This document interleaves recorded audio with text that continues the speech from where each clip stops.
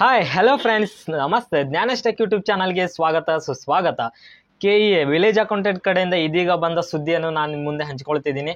So ನಾನು village accountant KEAದಲ್ಲಿ payment failed ಆಗಿರೋದನ್ನ ಬಹಳ ಬರ್ತಿರೋದಕ್ಕೆ ಎಷ್ಟೋ ಜನ ಕಮೆಂಟ್ ಬಾಕ್ಸ್ನಲ್ಲಿ ಸರ್ ನನ್ನ ಪೇಮೆಂಟ್ ಫೇಲ್ಡ್ ಆಗಿದೆ, 2 days ಆಯಿತು, 3 days ಆಯಿತು, 1 day ಆಯಿತು, ಮತ್ತೆ ರೀಪೇಮೆಂಟ್ ಕೇಳ್ತಿದೆ, ಸಕ್ಸಸ್ಫುಲಿ ಆಗಿಲ್ಲ, ಅಮೌಂಟ್ ಕಟ್ ಆಗಿದೆ ಅಂತ ಎಷ್ಟೋ ಜನ ಕಮೆಂಟ್ ಬಾಕ್ಸ್ನಲ್ಲಿ ಕಮೆಂಟ್ ಮಾಡಿದ್ದೀರಾ. ಅದೇ ರೀತಿ ಮತ್ತು ನಾನು ಕೊಟ್ಟಿರೋ ನಂಬರ್ಗೂ ಕಾಲ್ ಮಾಡಿದ್ದೀರಾ.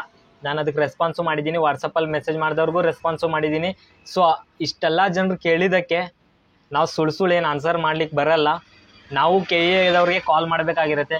KEAದವ್ರಿಗೆ ಕಾಲ್ ಮಾಡಿದ್ರೆ ಗೊತ್ತಿದೆ ಅಲ್ವಾ, ಒಂದೇ ಕಾಲಿಗೆ ರಿಸೀವ್ ಮಾಡ್ತಾರಾ, 2 ಕಾಲಿಗೆ ರಿಸೀವ್ ಮಾಡ್ತೀರಾ, 10 ಕಾಲಿಗೆ ರಿಸೀವ್ ಮಾಡ್ತಾರಾ? ಇಲ್ಲ, ಬರೋಬ್ಬರ 50-60 ಕಾಲ್ ಕಂಟಿನ್ಯೂ ಮಾಡ್ತಾ ಇರಬೇಕು ಅಂದರೆ ರಿಸೀವ್ ಮಾಡ್ತಾರೆ.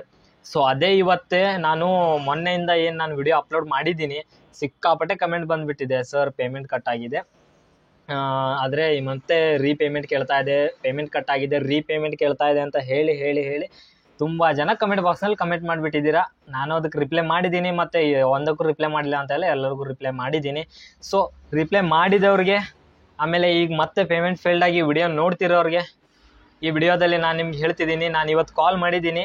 ಸೊ ಆ ಕಾಲ್ ರೆಕಾರ್ಡ್ನ ನಿಮ್ಗೆ ಕೇಳಿಸ್ತೀನಿ. ಆ ಕಾಲ್ ರೆಕಾರ್ಡಿಂದ ನಿಮ್ಮ ಸ್ವಲ್ಪ ಮನಸ್ಸಿಗೆ ಸಮಾಧಾನ ಆಗ್ಬೋದು. KEAದವ್ರಿಗೆ ಕಾಲ್ ಮಾಡಿದ್ದಕ್ಕೆ, ಅದು ಇಲ್ಲಾಂದರೆ ಮಿನಿಮಮ್ ಒಂದು 40-50 ಸಲ ಕಾಲ್ ಮಾಡಿದ್ದಕ್ಕೆ 1 time ರಿಸೀವ್ ಮಾಡಿದ್ರು.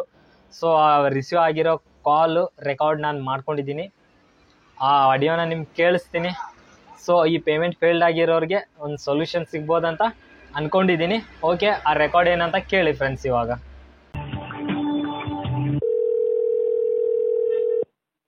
ಹಲೋ ಹಲೋ ಹಲೋ ಮೇಡಮ್, ನಮಸ್ತೆ. ಹಾಂ ಹೇಳಿ ಮೇಡಮ್, ಇದು ನಮ್ಮದು ಒಂದು ವಿಲೇಜ್ ಅಕೌಂಟೆಂಟ್ ಬಗ್ಗೆ ಡೌಟ್ ಕೇಳೋದಿತ್ತು ಮೇಡಮ್, ಒಂದೇ ಕ್ವಶನ್.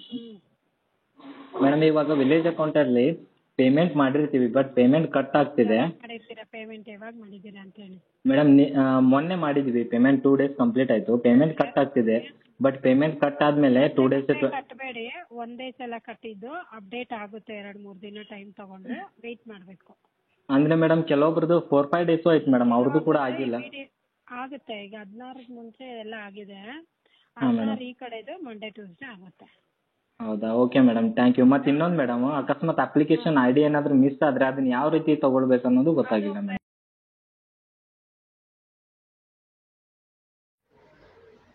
ಕೇಳಿದ್ರಲ್ವಾ, ನಿಮಗೆ ಗೊತ್ತಾಯಿತು. ನಾನು ಕೇಳೋ ಥರ ಕೇಳಿದ್ದೀನಿ.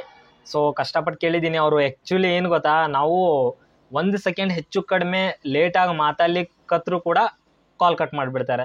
ಸೊ ನಾನು ಯಾವುದು ಗ್ಯಾಪ್ ಇಲ್ಲದೆ ಬೇಗ ಮಾತಾಡಿ ಅವ್ರ ಹತ್ರ ತಿಳ್ಕೊಳ್ಬೇಕಾಯ್ತು. ಸಮಾಧಾನವಾಗಿ ಮಾತಾಡಿ ಅವ್ರ ಹತ್ರ ಡಿಸ್ಕಸ್ ಮಾಡೋ ರೇಂಜಿಗೆ ಇಲ್ಲ ಅವರು. ನಾವು ಜಸ್ಟ್ ಅಂದರೆ ಅವರು ಕೂಡ ಅರ್ಜೆಂಟೇ ಮಾಡ್ತಾರೆ. ಸೊ ನಾವು ಅದಕ್ಕೆ ಅರ್ಜೆಂಟ್ ಕೇಳಬೇಕಾಗತ್ತೆ.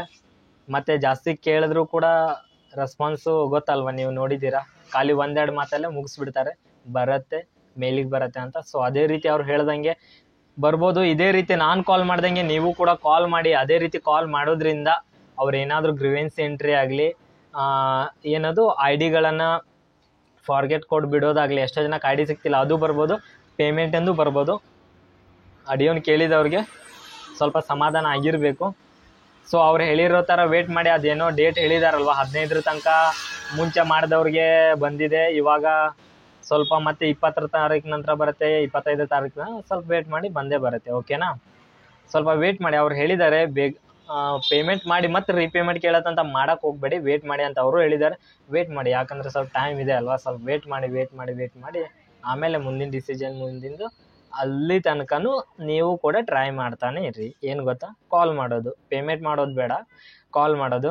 ಮತ್ತು ಎಷ್ಟೋ ಜನ ಕೇಳಿದ್ದೀನಿ, ಪೇಮೆಂಟ್ ಮಾಡೋ ಮೆಥಡ್ ಕೂಡ ಹೇಳಿದ್ದೀನಿ. ಪೇಮೆಂಟ್ ಫೇಲ್ಡ್ ಆದವ್ರು ಇನ್ನೊಂದು ಸಲ ಮಾಡೋದುವಾಗ ಯೋಚನೆ ಮಾಡಿ, ಅಥವಾ ಹೊಸದಾಗಿ ಪೇಮೆಂಟ್ ಮಾಡೋರು ಯೋಚನೆ ಮಾಡಿ. ಎಷ್ಟೋ ಸೈಬರ್ ಶಾಪ್ಗಳವರಾಗಲಿ, ತಮ್ಮ ಫ್ರೆಂಡ್ಸಿಗೆ ನಾವು ಅಪ್ಲಿಕೇಶನ್ ಹಾಕ್ಕೊಡ್ತೇನೆ ಅನ್ನೋ ಫ್ರೆಂಡ್ಸ್ ಆಗಲಿ, ಪೇಮೆಂಟ್ ಫೇಲ್ಡ್ ಆಗೋ ವಿಚಾರದಿಂದ ನೀವೇ ಸಫರ್ ಆಗ್ತೀರಾ. ಪೇಮೆಂಟ್ ಮಾಡುವಾಗ first of all net banking using ಮಾಡಿ, ಅದು ಲೋ ರಿಸ್ಕು, ಏನು ಪ್ರಾಬ್ಲಮ್ ಇರಲ್ಲ. ಅದನ್ನು ಬಿಟ್ಟರೆ ಫೋನ್ಪೇದಲ್ಲಿ ಓಪನ್ ಮಾಡಿದೆ UPI ID ಅಂತ ಕಾಣುತ್ತೆ, UPI ID ಹಾಕಿ ರಿಕ್ವೆಸ್ಟ್ ಕೊಡಿ. ಯಾವುದೂ ಕಾರಣಕ್ಕೂ ಸ್ಕ್ಯಾನ್ ಮಾಡಬೇಡಿ. ಸ್ಕ್ಯಾನ್ ಮಾಡಿದ್ರೆ ಒಂಥರ ಸ್ಕ್ಯಾಮ್ ಥರ ಆಗಿಬಿಟ್ಟಿದೆ. ದಯವಿಟ್ಟು ನಾನು ಹೇಳೋ ರೀತಿಯಲ್ಲಿ ಮಾಡಿ, ಆಗತ್ತೆ. ಆಡಿಯೋನ ಕೇಳಿರೋರಿಗೆ ಸ್ವಲ್ಪ ಸಮಾಧಾನ ಆಗಿರಬೇಕು ಅಂತ ಅಂದ್ಕೊಳ್ತೀನಿ. ದಯವಿಟ್ಟು ವಿಡಿಯೋನ ನೋಡ್ತಿರೋರು ಸಬ್ಸ್ಕ್ರೈಬ್ ಮಾಡ್ಕೊಳ್ಳಿ.